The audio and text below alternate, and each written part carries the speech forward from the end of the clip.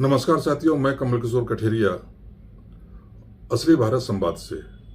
साथियों, पिछले 2 दिन से एक वीडियो सोशल मीडिया में घूम रहा है जिसमें प्रधानमंत्री मोदी भारत के सुप्रीम कोर्ट के मुख्य न्यायाधीश चंद्रचूड़ साहब के घर गणपति बप्पा की आरती करते नजर आ रहे हैं और साथ में चंद्रचूड़ साहब, चीफ जस्टिस चंद्रचूड़ साहब जो हैं वो भी साथ में खड़े हैं और उनकी पत्नी भी साथ में खड़ी हैं। इस वीडियो के सोशल मीडिया में आते ही विवाद हो गया, जहां एक और तमाम बुद्धिजीवी वकील लोग इस पर ये प्रश्न उठा रहे हैं। वो ये कह रहे हैं कि चंद्रचूड़ साहब को, प्रधानमंत्री को अपने घर पर निमंत्रित नहीं करना चाहिए था। ये ऐसा करके उन्होंने न्यायपालिका की मर्यादा का उल्लंघन किया है।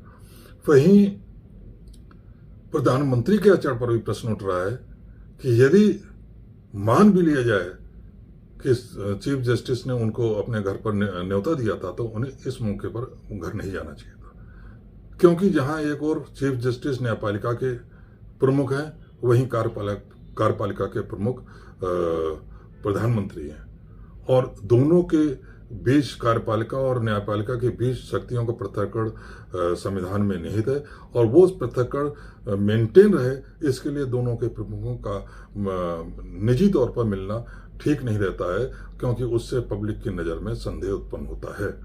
इस संदर्भ में आगे चर्चा करने से पहले सर्वोच्च न्यायालय के वरिष्ठ वकील, वरिष्ठ एडवोकेट प्रशांत भूषण जी का बयान क्या है उसको देखते हैं। Judiciary is tasked with the idea, with the responsibility of protecting fundamental rights of citizens, which is primarily being assaulted by the executive. And it is also made responsible for ensuring that the executive functions within the bounds of its authority.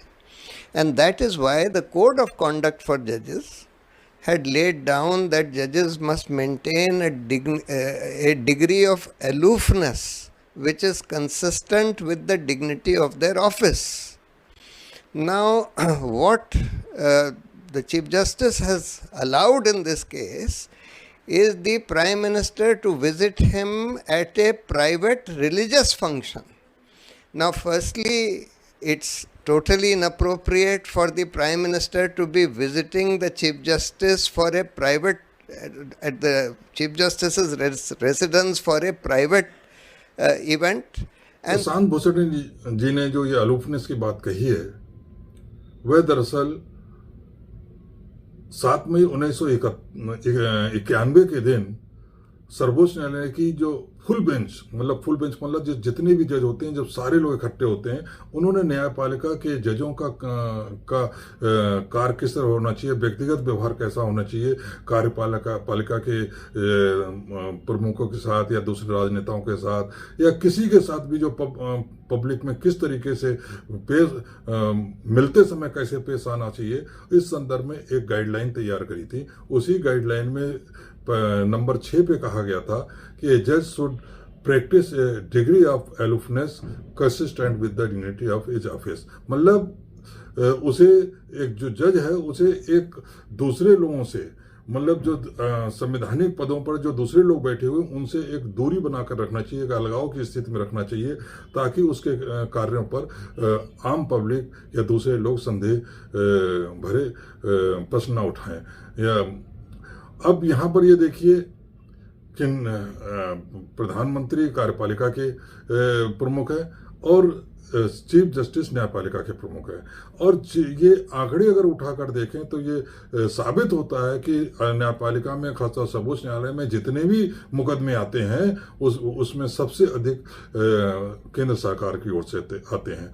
अर्थात या तो सर्वोच्च न्यायालय को, supreme court को या तो केंद्र सरकार के विरोध में फैसला लेना पड़ता है या केंद्र सरकार के समर्थन में फैसला देना पड़ता है। और केंद्र सरकार का प्रमुख कौन होता है? वो प्रधानमंत्री होते हैं। तो इसलिए यदि अपनी इस लाइन पे चला जाए कि ए जज should practise a degree of aloofness consistent with the dignity of his office, तो इसके आधार पर तो प्रधानमंत्री से सर्वोच्च न्यायालय के मुख्य न्यायाधीश को व्यक्तिगत रूप से निजी मीटिंग नहीं करनी चाहिए। सार्वजनिक रूप से यदि वो कहीं उनसे मिलते हैं तो इसमें कोई दो राय नहीं है। मान लीजिए कि चीफ जस्टिस के घर पर बेटी की शादी है, उसमें तमाम लोग आए हैं, विपक्ष के नेता भी आए हैं, तमाम पूरी पब्लिक के तमाम गणमान्य लोग आए हुए हैं। वहां पर यदि प्रधानमंत्री जाते हैं तो उसमें कोई भी शक की बात नहीं होगी। और वहां पे जो सुप्रीम कोर्ट की जजों के लिए जो गाइडलाइन है वो गाइडलाइन उसके आड़े में नहीं आएंगी। लेकिन अकेले में यदि प्रधानमंत्री और चीफ जस्टिस मिलते हैं तो निश्चित रूप से उसको संदेह की नजर से देखा जाएगा।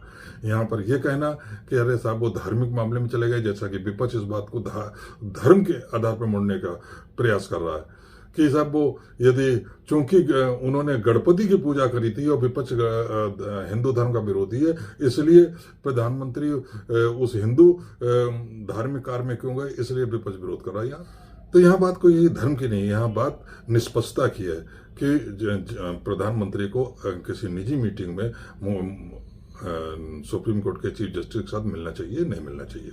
मेरी नज़र में उनको नहीं मिलना चाहिए था, और वो भी ऐसे में जबकि आने वाले समय में चीफ जस्टिस के सामने तमाम ऐसे मुकदमे लंबित हैं जिन पे उनको फैसला देना है, जिसमें कि एक पार्टी केंद्र सरकार है। जैसे कि महाराष्ट्र का विधानसभा का जो मामला है जिसमें कि शिवसेना की टूट हुई थी, और चीफ जस्टिस खुद ये कह चुके हैं ऑब्जर्वेशन में एक बहस के दौरान कि जो शिवसेना की टूट थी उस समय के विधानसभा स्पीकर के सामने वो पूरी तरीके से गैरकानूनी थी, अवैध थी।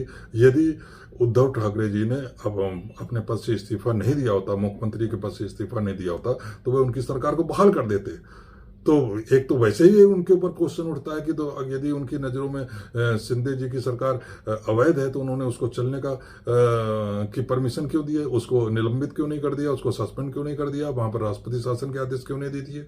उसके बावजूद वो इतने दिनों से सरकार चल रही है, लगभग 1 साल इस टिप्पणी के बाद हो चुका है और अभी भी चल रही है, और अभी उनको ये इस पर अपना फैसला भी देना है।